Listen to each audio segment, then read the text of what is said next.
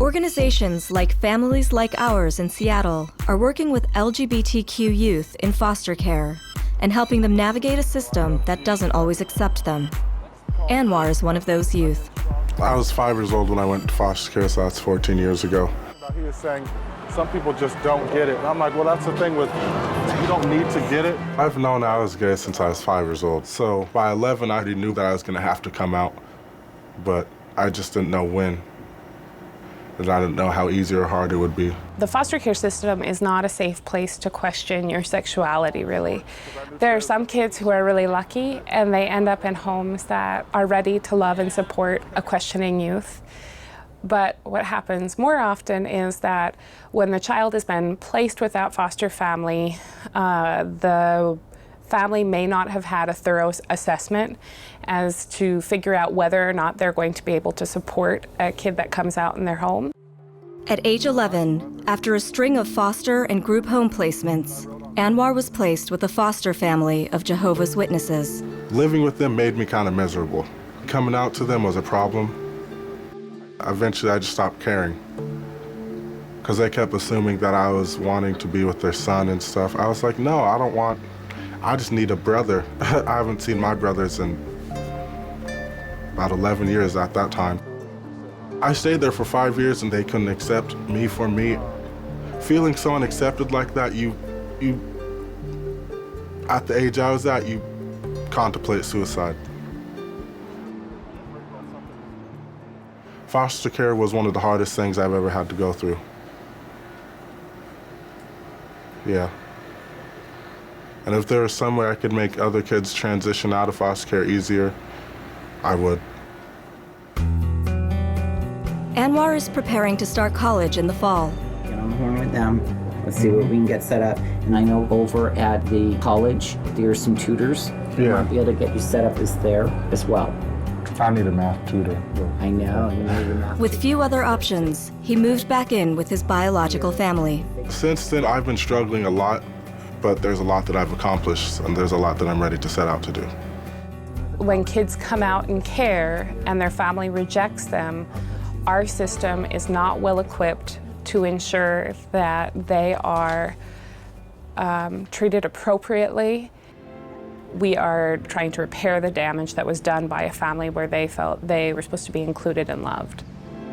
Older kids need and want families. I would be hard-pressed to identify an individual who doesn't want to belong to a family. We have a moral obligation to provide them with permanent families. And we have a moral obligation, in my opinion, to make sure that all kids know that what's within them is valuable. There are over 400,000 youth like Anwar in foster care in the United States. While all youth in foster care face challenges, LGBTQ youth face unique hardships based on their identity. Some of the challenges that LGBT youth in care face is, one, they're invisible. I was doing outreach to foster care agencies. A lot of the staff and people would say, we don't have LGBT youth here. Unbelievable. The reasons that they come into foster care in the first place is like all children. Some of them live in families where there's abuse and neglect. Some of it having to do with sexual or gender orientation, and some of it not having anything to do with that. Some of them are literally thrown out of their homes when they come out. I mean, we still see that a lot. Some groups are overrepresented in the foster care system. African Americans, for example, make up approximately 14% of all American children, but 29% of all foster care children. Many claim that LGBTQ youth are also overrepresented, but an exact count is unknown. So when you look at the population in foster care, the kids who are harder to place are older, of color, are gay or lesbian. This is a group of young people who have the same rights, the same needs, the same responsibilities as every other group of kids, and they deserve to be treated equitably in the child welfare system. Youth in the system are dealing with more than just their sexual orientation or gender identity. They face a complex set of issues, including race, class, and family dynamics. That is certainly true for Shaquana, who now lives in Queens with her two sisters. I was brought into care because my mom was brought into care. She was very young when she had me, and she herself was in foster care. She really tried hard to care for me, and she was doing things that, you know, would bring in money into the home because she wasn't working, selling drugs, selling herself. After her mother was caught transporting drugs, Shaquana was placed in foster care. I was just like, wow, this is like a real family. I never had a mom and a father at the same time, both working, caring, loving me. And I had all these dreams. Oh, I'm gonna go away to college and I'm gonna have that support. After a while, I started noticing that that marriage wasn't what I thought it was. I used to witness the husband beating on my foster mom. I thought I was gonna lose the home and there's no more stability. Shaquana's foster parents divorced. Her foster mother moved in with a new boyfriend, and Shaquana's living situation went from bad to worse. Her new boyfriend would beat me because I didn't iron my pants correctly, beat me because the dishes wasn't washed properly, beat me because my ponytail wasn't correct. I lived that way for a long time, maybe up until I was 13. I never seen a caseworker. I never had somebody come and check to see if the home was okay. I didn't even think that someone could come and save me from that. So I decided I wanted to move with my mom. And I showed up at my mother's doorstep and I'm like, Mom, please take me. Please take me. They didn't barely have hot water, but I just wanted to be with my family, with my blood family. Shaquana's biological mother took her back, and they lived in a shelter before moving into their own house. Soon afterwards, Shaquana's mother discovered that Shaquana was gay. She was just like, you're not gonna be gay in my house. And I felt like I had to hide who I was, getting boyfriends. My mother was using drugs. And a lot of the times, I felt like it was my fault. It was my fault because I was gay. It was my fault because I was rebellious. My mother called me every name in the book. I was a dyke, I was gay, I was a child from hell, I was Satan's child, everything that I really wasn't. Shaquana moved in with a family friend. With her mother unable to care for her two younger sisters, Shaquana took over some of the responsibilities of raising them. I just was getting myself together, preparing for the day I could get my sisters. And now I'm 23 and I have custody of my sisters. She is now going through the process of adopting her two younger sisters. The things that I've experienced, I would never want them to go through that, ever. We're not rebellious people. We're normal kids who just was put in a messed up predicament. And we just need love, just like everybody else. Just like every other child that's in care. Young children who are in the system have been failed by their families, sometimes by their foster families, sometimes by the system. And, you know, the small investment that it takes to train culturally competent staff so that there's an understanding of the needs of LGBTQ youth is really going to have a huge outcome by having a young person, number one, stay alive, number two, make it through their foster care experience, and then be a happier human being. Increasing cultural competency in the foster care system will help LGBTQ youth like Roshan, who lives in Los Angeles. I was born in the system. When I was 14, I did something dumb, mistake made. I ended up in juvenile hall. Roshan went in and out of group home and juvenile hall placements throughout her teenage years, facing discrimination based on the way she dressed. I was always a tomboy.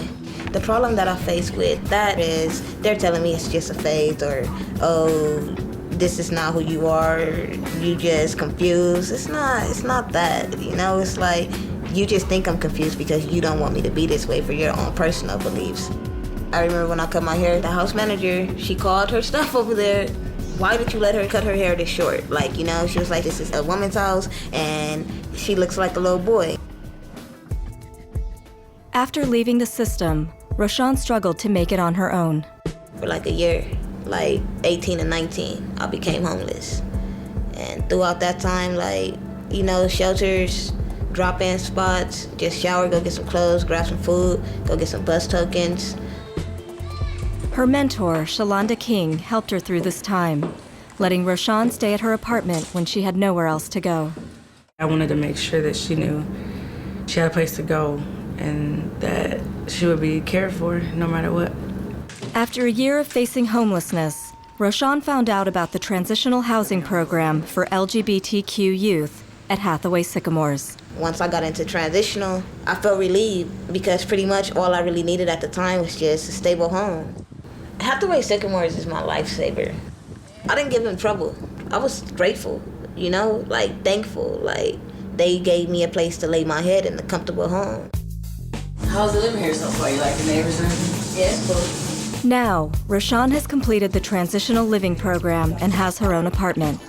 She currently works for Hathaway Sycamores as a youth advocate. They told me that they wanted to start up a program called the Residential Youth Council.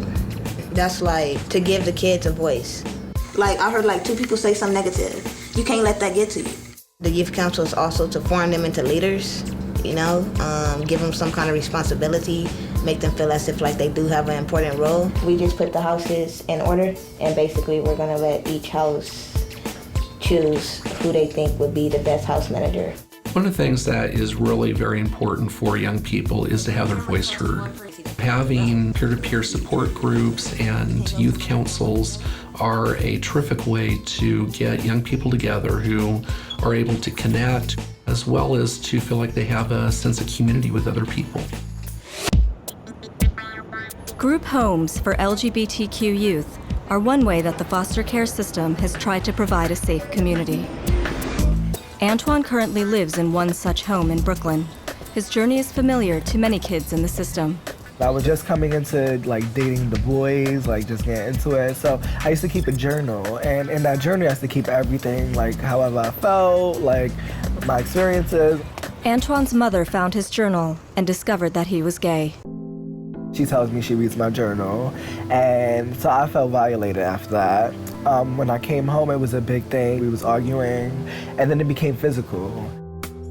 Because of the emotional and physical abuse, Antoine ended up being removed from his home. At first, I wanted to go into a foster home, so that's what they were trying to look for me. I was kind of worried, I was scared, but I felt I wanted the loving of a family. I just felt like I wouldn't be able to find that in a group home. Despite Antoine's desire to live with a foster family, he was placed in a group home for LGBTQ youth. You're in a house with strange people that you don't know. You don't know who to trust. People that come here, they look for the love that they're missing at home.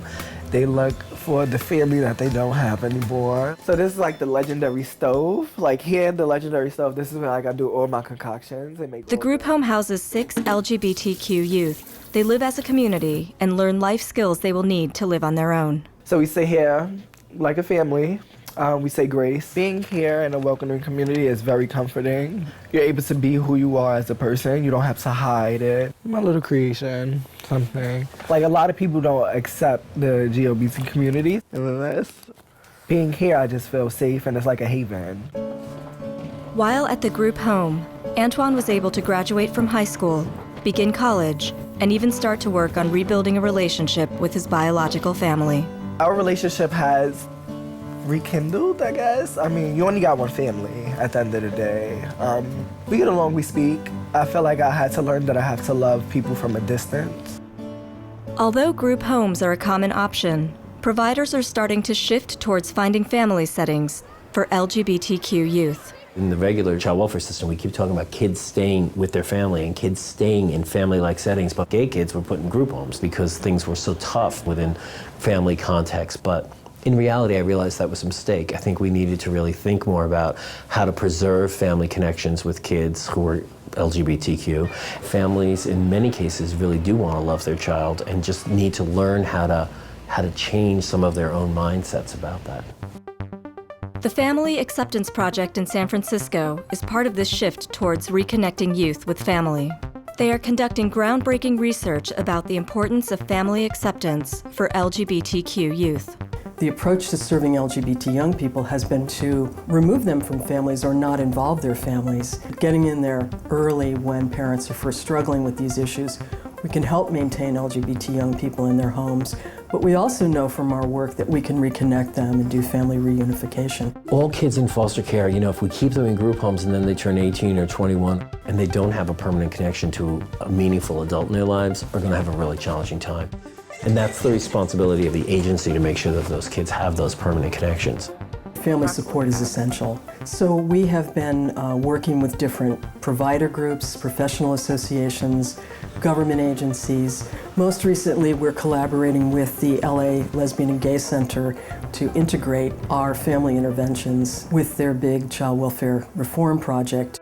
The Los Angeles Gay and Lesbian Center received a groundbreaking grant to develop the RISE initiative, a model program for working with LGBTQ youth in foster care. The goal of the project is to actually help young LGBTQ people in foster care achieve durable family connections and leading that on to permanent, stable, safe and loving homes. Every young person needs and deserves a loving and stable home. Unfortunately, not every young person gets it. I think the more I researched about LGBTQ youth, the more I realized they just needed the same things that lots of teenagers needed in foster care and outside of foster care. A safe place to live, people that really care about them, that are willing to listen to them. You have to have written policies. That's the most important thing, and it needs to come from the top down. It has to, because if the top is not supporting this, it's never going to change. One way to increase the number of affirming homes is to create wider acceptance of LGBTQ people as foster parents. Some states, 6 of them as a matter of fact, have non-discrimination policies in place that encourage people who are LGBT to adopt or foster.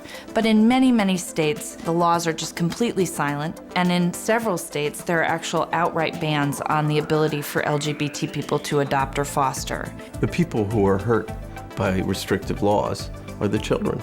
I mean, there aren't lines around the block of whatever people perceive as perfect parents for these kids. More than 60% of foster care agencies say they have never placed with LGBT couples.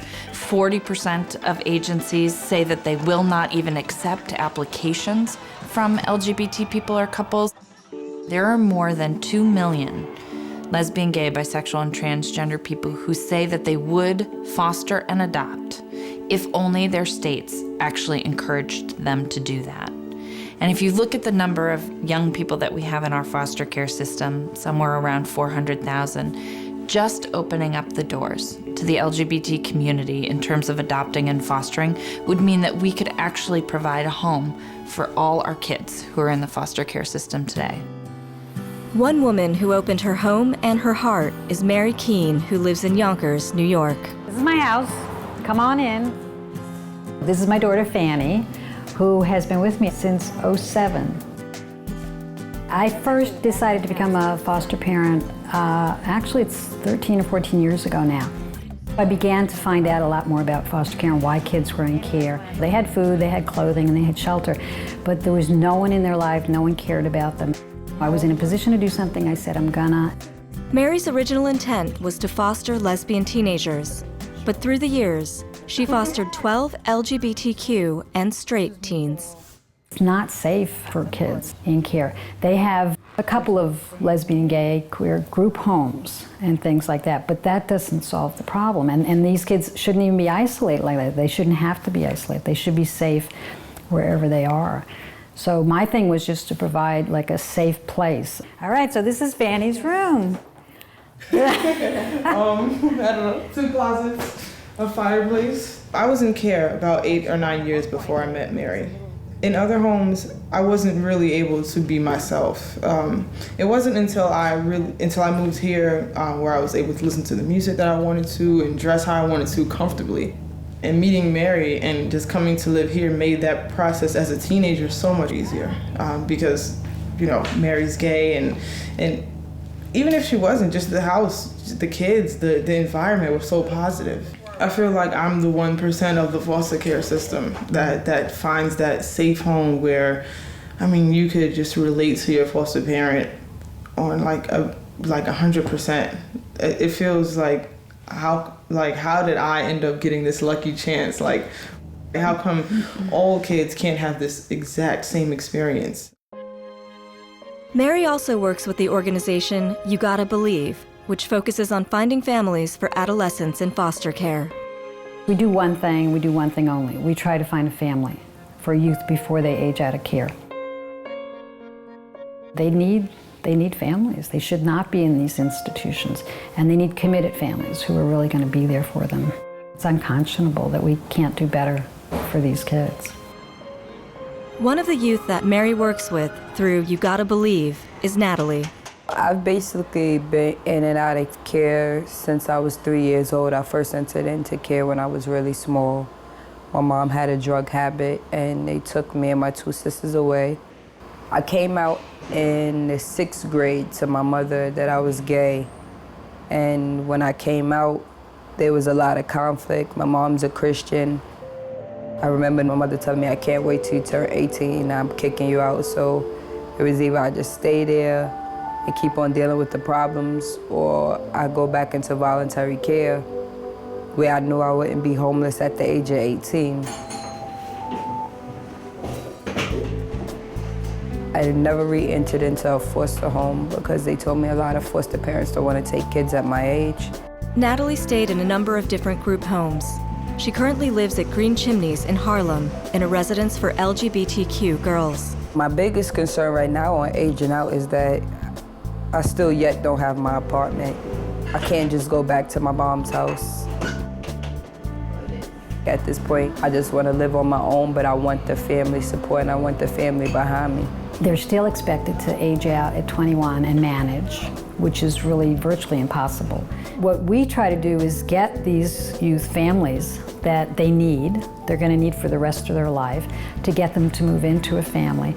Because if they don't, the statistics show repeatedly throughout the country that probably more than 50% of the homeless population has come out of foster care. These kids don't have an education because the movement that they've had throughout foster care, they can't keep up with their education, and they get discouraged, they drop out. They wind up living in housing for a while, and within 6 months, the majority of them are homeless. And so it's the rare kid that is able to pull it off and manage. I still wonder how I'm gonna be when I move out, because even though I think I'm ready, I still haven't really dealt with having to pay your rent, having to buy toilet tissue, having to buy groceries. You don't just automatically turn to an adult once you turn 21, or even... Kids who age out of care talk all the time about, I got out of foster care and I didn't have anybody to call because everybody that I would have called was paid to care about me. And now that I'm out of foster care, all of those people are gone. I don't have anyone to call, I don't have anyone to talk to. I can't figure out how to navigate all these different services. Despite the challenges they face, youth are now sharing their stories and beginning to change the foster care system. I kind of came out, but I came out only in school.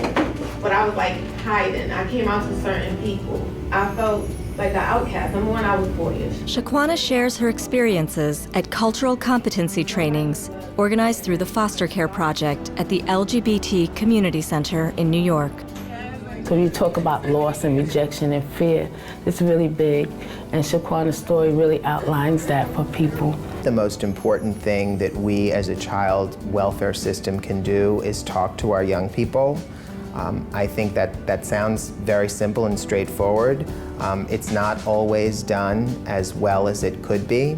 The center is collaborating with New York City's Administration for Children's Services to increase cultural competency and affirmative policies for working with LGBTQ youth in care. We are working every day to try to ensure that our services and the foster care agencies we work with are affirming, and to ensure that the foster homes and the group residences that we work with have staff and foster parents that are welcoming and supportive of young people, especially adolescents who are often in the process of figuring out who they are.